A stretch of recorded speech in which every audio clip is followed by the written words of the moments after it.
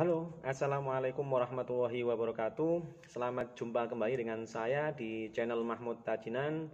Jangan lupa untuk terus berjuang mewujudkan mimpi. Oke, bagaimana kabar Anda semuanya? Saya rasa semoga kita semuanya dalam keadaan sehat walafiat. Meskipun dalam masa pandemi seperti sekarang ini, kita harus tetap produktif dan kita harus bisa menghasilkan karya. Oke, pada pembelajaran kali ini kita akan membahas materi baru yaitu stored procedure. Oke, apa itu stored procedure? Stored procedure adalah sebuah prosedur layaknya subprogram di dalam bahasa pemrograman reguler yang tersimpan di dalam katalog basis data. Oke, jadi stored procedure itu sama persis kayak yang ada di subprogram. Kalau kalian kemarin sudah belajar pemrograman dasar di C++ atau mungkin di VB atau yang lainnya. Nah, prosedur ini sama dengan prosedur atau fungsi yang ada di dalam bahasa pemrograman biasa atau bahasa pemrograman. Jadi di SQL itu juga mengenal yang namanya prosedur. Oke, fungsinya hampir mirip. Oke, kalau di fungsi atau prosedur itu biasanya kan ada parameter. Nah, di dalam prosedur ini ya, dalam prosedur ini itu kita mengenal yang namanya ada parameter yang jenisnya in out sama in out. Tapi sebelumnya silakan dilihat dulu kelebihan dari stored procedure. Oke, stored procedure yang pertama adalah kelebihannya adalah meningkatkan performa. Kemudian yang kedua mereduksi traffic jaringan. Itu kalau kita sudah nanti sharing data melalui jaringan, ada client servernya, nanti bisa mereduksi traffic jaringannya lebih cepat gitu ya. Kemudian reusable itu berarti kita bisa menggunakan prosedur yang sudah kita buat. Tapi perlu diingat ya, untuk prosedur itu misalnya kalian membuat prosedur di database sekolah, maka prosedur itu hanya bisa digunakan di database itu saja, tidak bisa digunakan di database yang lainnya. Itu tolong diingat. Reusable berarti ya di dalam reusable ini berarti prosedur yang sudah kita buat di database sekolah, maka otomatis kita bisa menggunakannya berulang-ulang tanpa kita harus mengetikkannya. Jadi seandainya kalian sudah punya prosedur, nanti akan mudah. Yang jelas kalian harus tahu nanti prosedur namanya ini digunakan untuk apa. Nah, itu kalian catat gitu ya. Misalnya kalian membuat sebuah prosedur untuk menampilkan data siswa misalnya. Nah, nanti kalian catat nama prosedurnya apa. Nah, itu nanti kalian nggak usah ketikkan lagi select bintang from apa bla bla bla bla gitu ya, terlalu panjang. Nah, nanti kalian tinggal menggunakan kata kunci call untuk memanggil sebuah prosedur. Kemudian yang keempat adalah meningkatkan control security untuk meningkatkan keamanan data. Kemudian untuk kekurangannya, jadi ada kelebihan ada kekurangan. Untuk kekurangannya berpotensi meningkatkan beban server. Jadi kalau ada prosedur itu biasanya bebannya juga akan memberatkan server gitu ya. Dan yang kedua, penulisannya tidak mudah karena story prosedur seperti yang kita tahu bahwa sama kayak prosedur yang ada di bahasa biasa, tapi ya memang penulisannya butuh keseringan kita untuk mencoba. Jadi kalau kita sudah sering dan kita paham bagaimana cara membuat atau menulis sintaknya, insya Allah gampang untuk menulis prosedur. Jadi nggak perlu susah-susah, gitu ya. Kemudian untuk sintaknya prosedur itu kalian tetap harus menggunakan kata kunci create. Oke, perlu diingat kata kunci create itu tergolong dalam DDL, DML atau DCL. Oke, tergolong dalam DDL karena kata kunci create ya. Jadi create itu bisa digunakan untuk membuat tabel, membuat database. Nah, yang ini kita gunakan untuk membuat prosedur. Kemudian create prosedur, kemudian sp underscore name itu adalah nama prosedurnya apa. Jadi kalau misalnya kita ingin membuat prosedur tampil data siswa, maka silakan saja dibuat create prosedur tampil data siswa gitu ya. Kemudian dalam kurung nama parameternya. Nah, nanti ada parameter in out sama in out, itu nanti kita pelajari berikutnya. Parameter itu bisa lebih dari satu ya. Jadi nanti kita bisa mencoba, ada yang menggunakan parameter, ada yang tidak menggunakan parameter. Kemudian di bawahnya itu ada begin diakhiri dengan n. Untuk memanggil prosedur ya, kita menggunakan kata kunci call.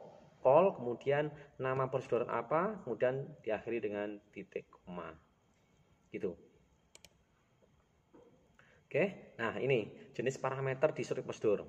Jenis parameter itu kalau di SQL ya, itu ada 3 parameter in. Nah, parameter in ini parameter yang dapat dipas ke dalam storage prosedur, tapi nilainya tidak dapat diubah.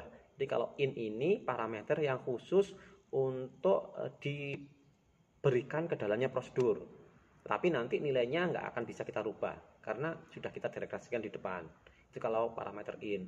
Kemudian kalau parameter out itu adalah sebuah parameter yang bisa mengirimkan kembali ke dalam program yang memanggil. Jadi kalau kita menggunakan out ya, di parameter out itu adalah parameter yang bisa mengembalikan nilai balik. Nah, kalau kalian sudah belajar Java itu ada return value. Nah, return value. Kemudian ada yang ketiga adalah gabungan dari in sama out, yaitu in out. Nah, in out ini nanti bisa kita gunakan langsung ketikkan in out gitu boleh, atau in kemudian ada parameter out-nya juga. Nah, itu jenis dari parameter di storage prosedur. Oke, langsung saja supaya kita lebih memahami bagaimana storage prosedur, kita langsung mempraktikkannya di dalam MySQL kita. Oke, yang pertama silakan nanti dibuat sebuah prosedur dengan nama get siswa, yang mana prosedurnya ini berfungsi adalah untuk menampilkan data siswa. Oke, kemarin kita sudah belajar berbagai macam. Nah, kita gunakan database yang sudah kita buat kemarin. Oke, langsung saja kita praktekkan di MySQL kita.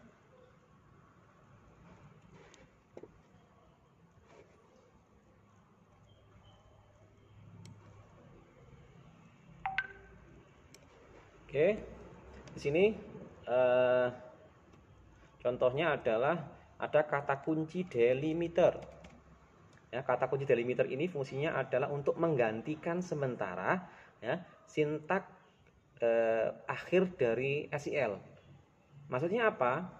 Ada kata kunci delimiter slash. Nah, kita bisa menggantinya slash dengan yang lainnya ternyata. Nanti kita coba saja. Oke. Kita berarti ini mengganti titik koma sementara ya dengan garis miring 2 kali. Oke, kita ketikkan delimiter. Kemudian oh iya, kita menggunakan database yang dengan nama SMKN4 Malang yang sudah kita pernah buat kita kemarin. Oke, kita coba dulu ya. Kita tampilkan dulu nama database-nya, nama tabel yang ada di database SMKN4 Malang. Oke, so tables gitu ya.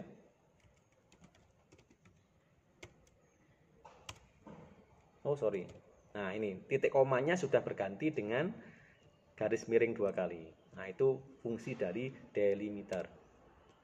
Nah ini kemarin kita sudah membuat 5 buah tabel di dalam database SMKN4 Malang. Oke, sekarang karena kita sudah ketikkan delimiter, kita nggak usah ketikkan delimiter lagi, langsung saja create prosedur, prosedur tampil siswa misalnya. Nah, namanya terserah kalian maunya namanya apa. Jangan lupa kurung buka, kurung buka, kurung tutup, kemudian begin, kemudian select, karena kita ingin menampilkan data di tabel siswa, maka select bintang from siswa. Oke, titik koma gitu ya. Kemudian, nah coba ini nanti tadi kita tidak mengetikkan delimiter slash. Nah, secara otomatis nanti pada saat kalian mengetikkan titik koma, kemudian kalian tekan enter, otomatis nanti sintak kalian akan error. Nah, kenapa seperti itu? Karena ini kita sudah mengetikkan kata kunci delimiter slash. Nah, secara otomatis titik komanya akan kita rubah sementara menjadi garis miring 2 kali ya. Kemudian diawali dengan begin, diakhiri dengan end. Kemudian slash. Nah, query oke, menandakan bahwa prosedur yang sudah kita buat sudah tersimpan di dalam database SMKN4 Malang. Untuk memanggilnya kita tinggal mengetikkan call tampil siswa. Oh sorry, ini ya kita coba titik koma. Nah, nggak akan berakhir. Baru kita ketikkan slash gitu ya. Nah, maka datanya akan tampil seperti ini. Nah, untuk merubahnya menjadi titik koma lagi, maka kita ketikkan delimiter lagi, kemudian titik koma. Maka secara otomatis delimiternya sudah berubah menjadi titik koma. Kita coba call tampil siswa titik koma. Nah, ini. Nah, fungsi dari prosedur tampil siswa tadi adalah untuk menampilkan data siswa. Jadi di sini prosedur ini kita nggak usah ya, kita tidak usah untuk ngetikkan select bintang from siswa gitu, nggak usah. Kita cukup memanggil dari prosedur yang sudah kita buat tadi. Oke, gitu ya, mudah ya untuk membuat prosedur. Oke, kemudian yang kedua, kita coba praktikan yang kedua dengan menggunakan parameter in. Tapi karena durasi videonya terlalu lama, kita bisa menyambungnya dengan video selanjutnya. Oke, jangan lupa untuk terus belajar. Silakan disimak di video selanjutnya.